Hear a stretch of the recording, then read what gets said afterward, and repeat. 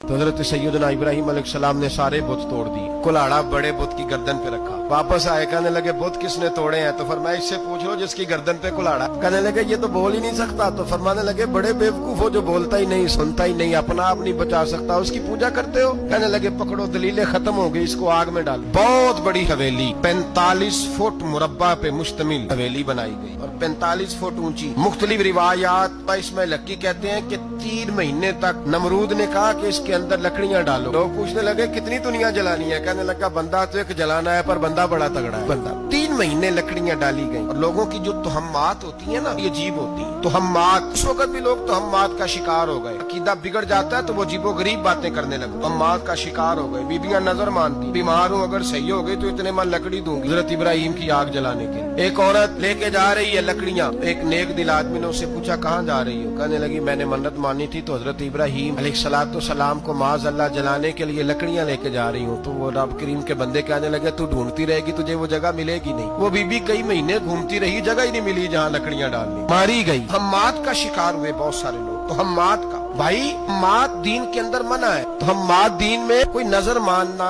کسی بزرگ کے مزار پہ جا کے سالے ثواب کے لیے کوئی چیز ماننا یہ تو درست ہوا، لیکن غیر شرعی نظریں مان لینا کہ میں آ کے گرد چکر لگاؤں گا، میں جناب وہاں جا کے یہ والا تماشا کروں گا، میں دھاگا باندھوں گا، میں رسا کاٹوں گا، میں وہاں گندے ہوں سے پانی پیوں گا، کی شریعت اجازت تو ہمات ہے، شگونی ہے، دین میں ان کی کوئی گنجائش ہے۔ آپ در ماننے سے پہلے بھی کسی عالم سے رابطہ کریں کہ میں منت مانگنے لگاؤں تو کیسے ماننی چاہیے، طریقہ پوچھ، ایسے ہی غلط چیز کی منت تھوڑی مان لی جائے۔ ہر علامدام برسر مطلب ابراہیم کے لیے آگ جلائی گئی، 40 فٹ اونچی آگ ہے، پرندہ بھی اوپر سے گزرتا ہے تو نیچے گر جاتا ہے جل کے، اتنے دن لگا کے آگ جلائی گئی۔ اب حضرت ابراہیم کو جلایا جانے لگا۔ یہاں تو موجے ہے نا، جو کسی ادارے کا سربراہ ہے اس کے لیے موج، کسی جگہ آفیسر بن گیا تو موج ہے، پیر صاحب کے لیے موج ہے، علامہ صاحب کے لیے موج ہے، خطیب صاحب کے لیے موج ہے۔ جلنا کس کو پڑتا؟ حال ہی کوئی نہیں رہا الا ماشاءاللہ، وہ لوگ گزر گئے، تکلیفیں سہ کے کام کرتے تھے، گزر گیا زمانہ۔ حضرت سیدنا ابراہیم علیہ السلام کو جلایا جانے لگا ہے تو اب اتنی بڑی آگ ہے تو ڈالے کیسے؟ شیطان نے تجویز دی کہ منجنیق بناؤ، منجنیق بڑے بڑے بانس باندھ کے ان کے نیچے رسا باندھو، وہ جس طرح نے کے لیے جھولا بنایا جاتا ہے اس طرح ایک منجنیق نے زمانے میں اس میں پتھر رکھ کے پھینکے جاتے تھے دشمنوں پہ، وہ منجنیق بنائی گئی کہ دور سے حضرت ابراہیم کو پھینکیں گے، ہاتھ حضرت ابراہیم کے باندھ دیے، پاؤں مبارک باندھ دیے، پوری زمین پہ ایک نام لینے والا خدا کا، اس کو آج رسیوں میں جکڑا ہوا ہے۔ جب